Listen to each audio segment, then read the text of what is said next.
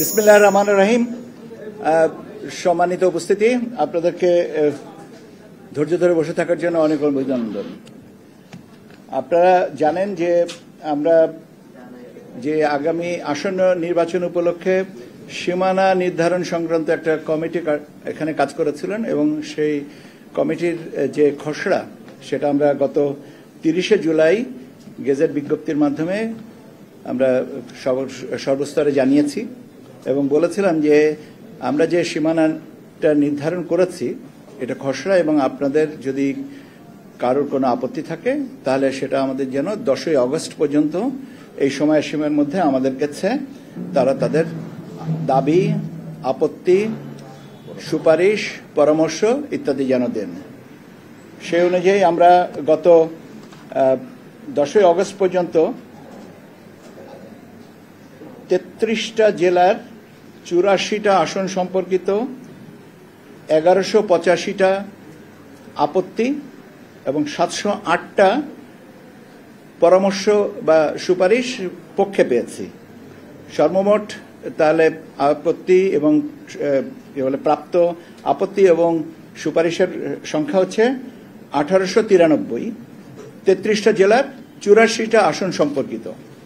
আমরা গত 24 তারিখ সকাল থেকে এই আসন ভিত্তিক যে আপত্তিগুলো দেওয়া হয়েছে সেটার উপরে আমরা শুনানির ব্যবস্থা করি এবং শুনানিতে আমরা আমাদের মাননীয় প্রধান নির্বাচন কমিশনার মহোদয় এবং অন্যান্য অপর 4 জন কমিশনার মহোদয় এবং আমরা সচিবালয়ের কর্মকর্তা কর্মচারীরা উপস্থিত ছিলাম। 24শে আগস্ট 6টা জেলার 18টা আসনের উপরে আমরা আলোচনা করেছি, তাদের মতামত শুনেছি। 25 আগস্ট 9টা জেলার উপরে 20টা আসন নিয়ে আমরা আলোচনা শুনেছি। 26 তারিখে আমরা শুনেছি 6টা জেলার 28টা আসন নিয়ে, আর আজ 27 তারিখ শুনেছি 12টা জেলার 18টা আসন নিয়ে। এখন এই যে মতামত যেটা পেয়েছি সেগুলো আমরা লিপিবদ্ধ করেছি এবং লিপিবদ্ধ করে এখন আমরা পর্যালোচনা করে যত সম্ভব শীঘ্রই আমরা চূড়ান্ত তালিকাটা প্রকাশ করব।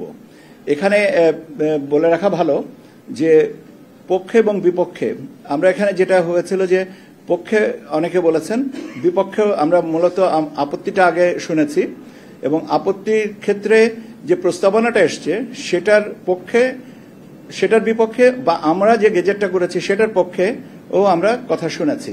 কাজেই আমরা মোটামুটিভাবে সবাইকেই মানে অ্যাকোমোডেট করার চেষ্টা করেছি, কিন্তু সময়ের স্বল্পতা ছিল আর একই বিষয়ের উপরে একাধিক আবেদন ছিল এবং একই বিষয়ের উপরে যেন বারবার কেউ না বলেন সেই অনুরোধটা আমরা সবার কাছে রেখেছিলাম এবং আমি সবচেয়ে মানে আন্তরিকতার সাথে, কৃতজ্ঞতার সাথে সবাই বলতে চাই যে আমাদের এই অনুরোধটা যারা শুনানিতে এসেছিলেন তারা রক্ষা করেছেন। এই হচ্ছে আমাদের আপডেট।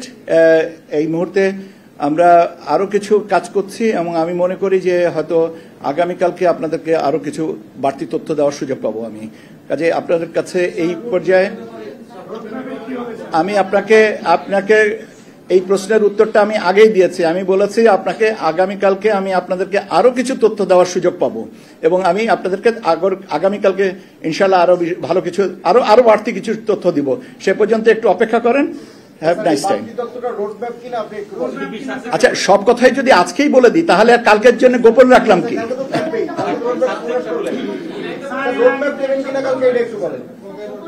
আমরা যে কর্মপরিকল্পনাটা করেছি সে কর্মপরিকল্পনাটা আপনাদেরকে জানাবো। আচ্ছা, আমি এটা আমারই অক্ষমতা, আমাকে স্বীকার করতে হবে, কেন একটু আমি ঢাকার বাইরে থাকার কারণে হয়তো একটু পিছিয়ে গেছি। তো এটা আমি করেছে, আমার সম্ভবত আমার টেবিলে এখন আছে। আগামীকালকে পর্যন্ত একটু অপেক্ষা করেন না, একটা দিনের জন্য খুব বেশি আটকাবে।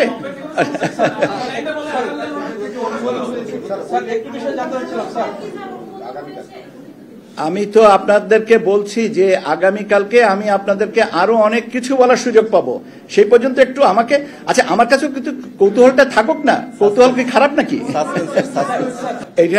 এটা ব্যাপারে আমার ব্যক্তিগতভাবে কোনো বা সামগ্রিকভাবে কোনো না, এটা অত্যন্ত অনাকাঙ্ক্ষিত না হওয়াটাই বাঞ্ছনীয় ছিল এবং কাম্য ছিল।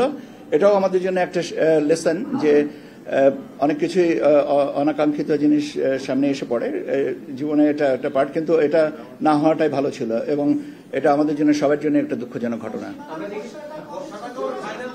আমি সেইটাই বললাম তো যে আমি ঠিক আধা ঘন্টা আগে এসেছি সীমানার এই শুনানি কমপ্লিট করে। এখন আপনি আমাকে যদি জিজ্ঞাসা করেন, আমার কাছে এমন কোনো জাদু কাঠি নেই যে আমি আপনাকে বলবো আগামীকালকে হয়ে যাবে। আমি আপনাদেরকে যথাসম্ভব শীঘ্রই এটাকে করবো, কেন এটার সাথে অনেক কিছু সম্পর্কিত আছে, এই তাগিদটা আমরাও বুঝি।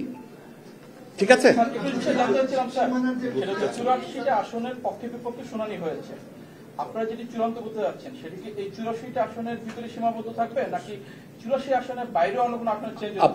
আমাদের প্রধানত 84টাই, কারণ এই 84টাই তো নিয়ে আপত্তি, যেখানে আপত্তি নাই সেখানে আমরা কেন হাত দিব?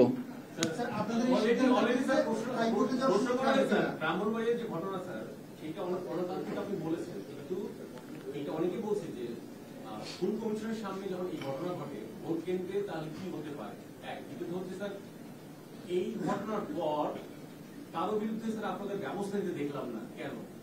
এটা ব্যাপার হচ্ছে যে এটার সাথে সরাসরি নির্বাচন কমিশনের সম্পর্কিত না। আপনি যদি এখন আমার সাথে বাইরে ধাক্কাধাক্কি করেন কোনো একটা কারণে, সেখানে তো সংস্থার সাথে দায়ী করার বা সংস্থাকে বিধিগত করার। আমরা একটা এই ব্যাপারে পুলিশের কাছে একটা সাধারণ ডায়েরি করেছি, যেখানে আমরা পুলিশকে দায়িত্ব দিয়েছি, পুলিশকে বলেছে যে আপনারা এই ব্যাপারে প্রয়োজনীয় ব্যবস্থা নেবেন। আমার মনে হয় যে এই পর্যন্তই আমার বলার উচিত এবং এর বাইরে সংকৃত